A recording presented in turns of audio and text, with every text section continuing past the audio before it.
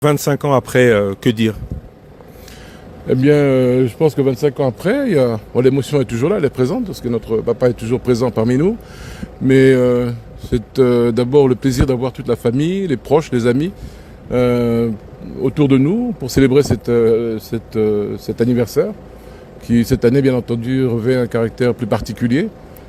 Mais voilà, donc je dis l'espoir, parce qu'aujourd'hui on voit il y a les enfants, mais également les petits-enfants, puisqu'il y a quand même plusieurs petits-enfants qui sont là présents. Et ma foi, en tant que chrétien, voilà, c'est un grand jour. Il y a aussi le représentant du président de la République. Est-ce que puisque c'est une première, est-ce que cela signifie quelque chose? Ben certainement, je pense que le président de la République a eu à s'exprimer sur la question à plusieurs reprises. Et ma foi, il s'est fait représenter aujourd'hui. C'est un signe positif, je pense, pour la famille.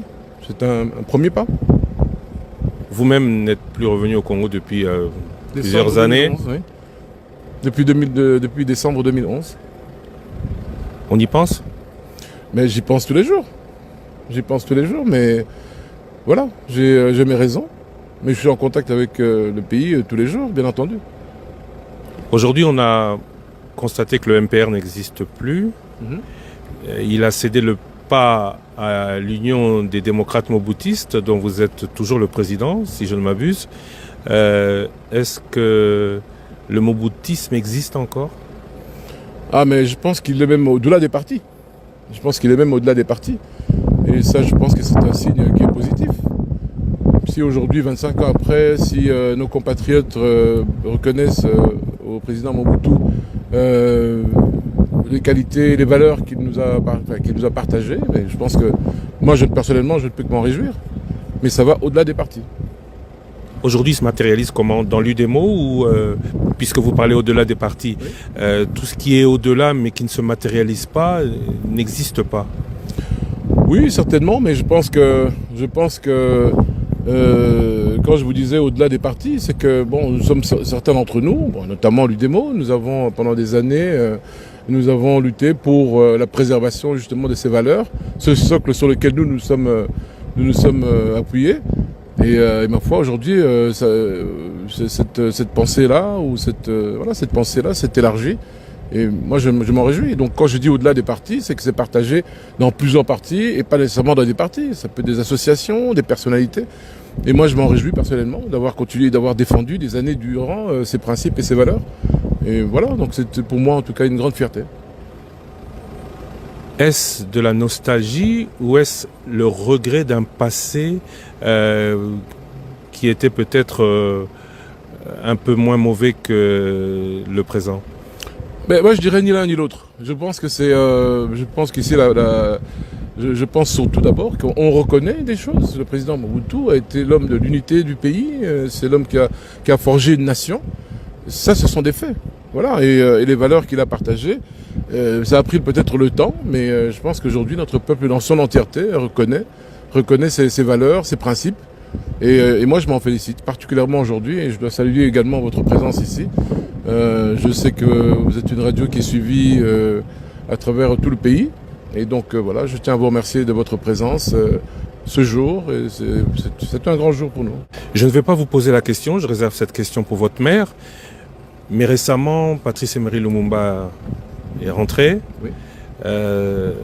D'autres envisagent aussi de le faire. Est-ce que vous trouvez normal que 25 ans plus tard, la dépouille de votre défunt père soit toujours au Maroc? Non, je ne trouve pas ça normal. Mais je pense que vous l'aurez constaté, notre père repose dans un pays où, comme nous avons coutume de le dire, où il est en paix. Il est sur une terre amie, il compte de nombreux amis, sur une terre africaine qui plus est. Et ma foi, je dirais que le retour du maréchal, vous savez, souvent on nous dit que la famille est contre le rapatriement, mais absolument pas, nous sommes même les premiers. Et moi je vous dirais même c'est un devoir pour moi, un devoir impérieux, devrais-je même souligner. Mais il y a des principes. Je pense que vous savez qu'à Gbadolité, par exemple, vous savez que les sépultures des membres de notre famille ont été détruites. Je pense que ça n'a échappé à personne. Alors, si je ne prends que cette question-là, Parce que souvent, je répète à certains de vos collègues, et je leur dis, mais il y a quand même certains préalables qu'il faut respecter. Alors, lesquels? Mais par exemple, je vous dirais, comment est-ce que vous voulez que notre famille soit rassurée?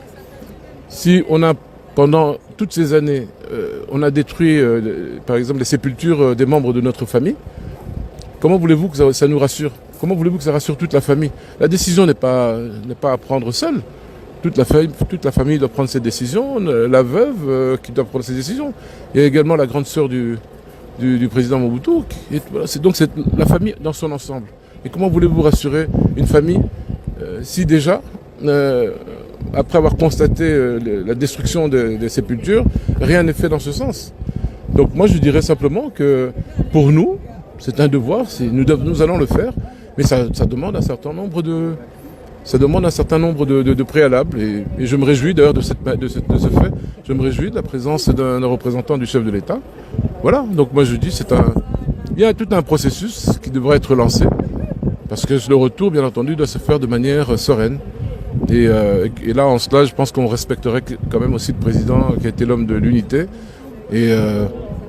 Donc voilà, on respecterait quand même sa personne et puis sa dignité aussi. La balle est plus dans le camp de la famille ou de l'État congolais? Mais ça va aller de pair, ça va aller de pair. Je pense que si, dès que la famille sera contactée de manière officielle, j'imagine quand même que la veuve sera officiellement contactée par les autorités comme il se doit. Le président s'est prononcé sur la question. Je pense qu'à un moment donné, je peux imaginer, je ne suis pas devin, mais à un moment donné, certainement, il aura l'occasion de contacter la veuve et ensuite les choses pourront se faire. Voilà. Ma dernière question sera la suivante. À quand votre retour, votre arrivée à Kinshasa? Depuis 2011, vous l'avez dit, il y a 11 ans, vous n'y êtes plus allé. Oui. À quand? Bientôt, je l'espère. Merci.